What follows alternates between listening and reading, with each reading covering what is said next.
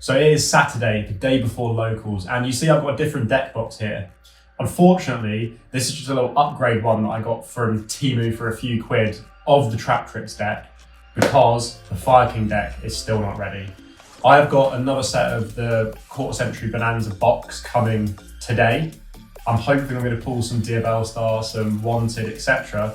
But even if I get that, I still don't have a Poplar. I've ordered it off eBay, but it hasn't come all week. I don't know if it's been delayed or what. So unless it comes tomorrow morning, this is what we're going to be taking to locals again. But if we do, fast forward to the next clip where I'll be showing you a deck profile of this, because I have switched it up since last time based on how my matches went last week. So the main downfall of the Trap Tricks deck last week was if someone managed to get like a super heavy attack monster on the field that had some kind of effect to say like can't be affected by cards, can't be affected by traps, or has to target this monster first. Like there are quite a few of those. So in response to that, I've tried to just add in a couple of my own like heavy hitting monsters that I can try and link someone out to combat those, because otherwise I'm going to have the same problem I had last week where there are a couple of games where opponent gets out one monster and my game's done. There was nothing I could do about it. Like I had things like Grave of the Super Ancient Organism, which should be any level 6 or higher monster, can't do anything.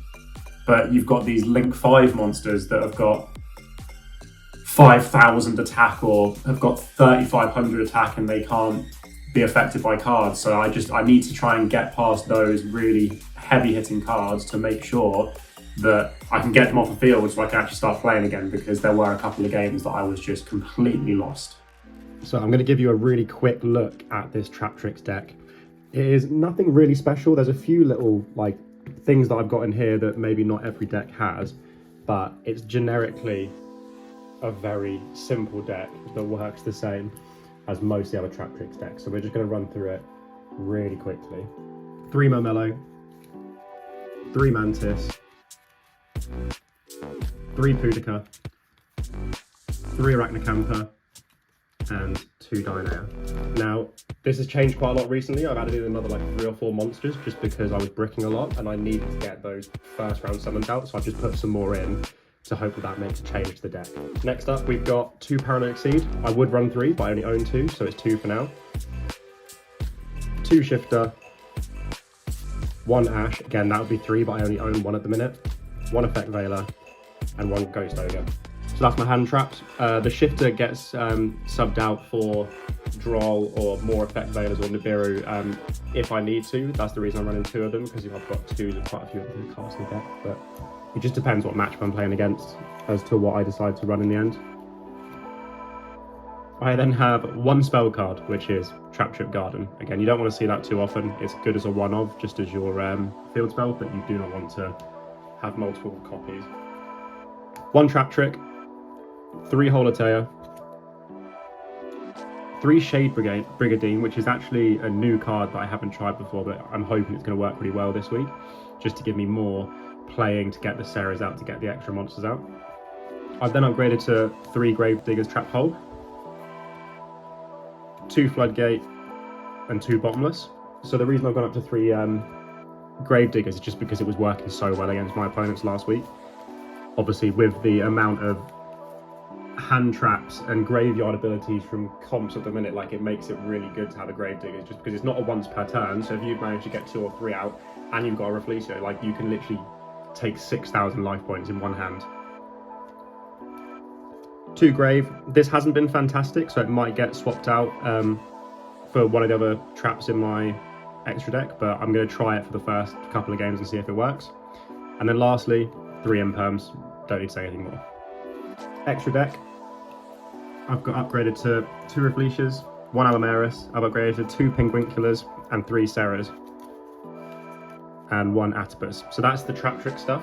The reason I've upgraded to 2 of these is because I found myself playing into them the most, and if one of them managed to get banished or sent away that I couldn't get back, it put me in a bad spot. So I've upgraded to 2. It means even if they do get banished, I will still be able to make another play with them next turn. Then just for some generics, we've got Abyss Dweller, Time Thief, IP, SP, and then I was having a massive problem last week with big high attack cards, so I've just put a couple in myself. So one of them that was in there before but didn't really get used very much was Underworld. But I've also put in Access Code Talker. Now I know that used to be a really good card and it's not necessarily played as much now, but if I can get a Link 3 Atopus in and then trade that out for an access code, that'll be a 5,300 attack access code. So I'm hoping that that play is going to work for me if I'm playing against a really, really high attack card that I need to get rid of. Onto the extra deck, I'm running 2 Nibs, 2 more Effect Veilers, 2 Drolls. These are all just extra hand traps that again I'm going to swap out for things like Shifter depending on how the game's going. I then have 1 of each of these, Raigeki, Called By and Harpies, just because again you never know when you're going to need to have those in your hand. And then last up is just 3 Dimensional Barriers and 3 Evenlies. So again, these are just going to switch out with some of the other traps depending on what I'm playing against. Do I need to stop them from Synchro Summoning? Have they managed to get like 10 units out on the field that I need to get rid of? That's the deck, so hopefully you'll see in a bit that it helps me get better than 11th out of 17th like I did last week.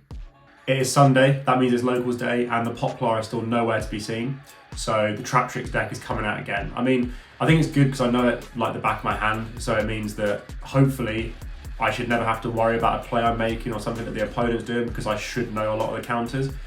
As I said, I've changed the decks quite a lot since the last round of duels because there were a couple of real pitfalls I needed to address and there's been some changes, so hopefully I can do even better this week with those changes, but we'll see how we get on and hopefully we can take a few more wins than we did last time.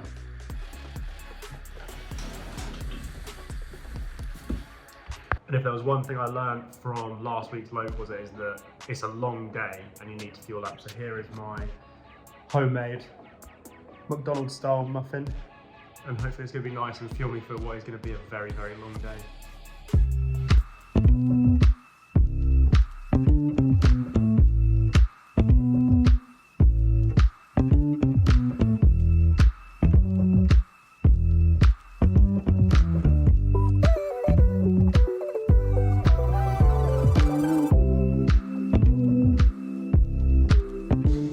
And we are ready to go for another week of Locals.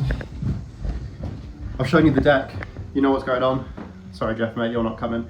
So hopefully can take a few more wins this week, but I'm still not unimpressed with how I did last week, but we're just hoping for even better this week.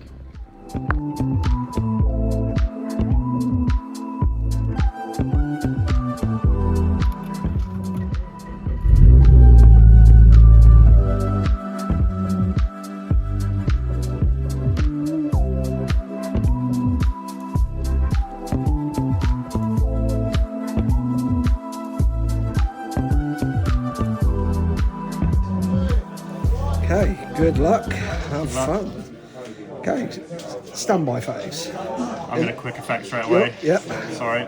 No worries, I will chain Wanted Seeker of the Sinful Spoils. So it allows me to add Diabells from deck to hand. Shifter. Oh, You got to do it if you got to. yeah. It's just making me think now, what deck are you on? So I had the pleasure of playing a feature matchup in this weekend's Locals. So Chris is the one that's actually filmed this. He was playing Chimera as Amina, if I remember correctly. Chris being really helpful, explaining all the cards and what they did, because obviously there are some decks that I just haven't even played against before, so I need to work out how to play against them. There were some good plays in there were some bad plays, there were some times where I actually just forgot what a couple of my cards did and how they worked, but that's absolutely fine, it happens, especially when you're under pressure. I had a couple of good tactics against him. I mean, I know that the Chimeras, for example, they're quite high stars. Graver the Super Ancient Organism definitely put him off at the start of our first game. He found a way around it, but he definitely made it more difficult, especially with the Shifter that I played straight at the start. But he did end up beating me 2-0, but I'm happy that I played that game because I think I've definitely taken some good learnings from it. I'll leave a link to Chris's YouTube in the description.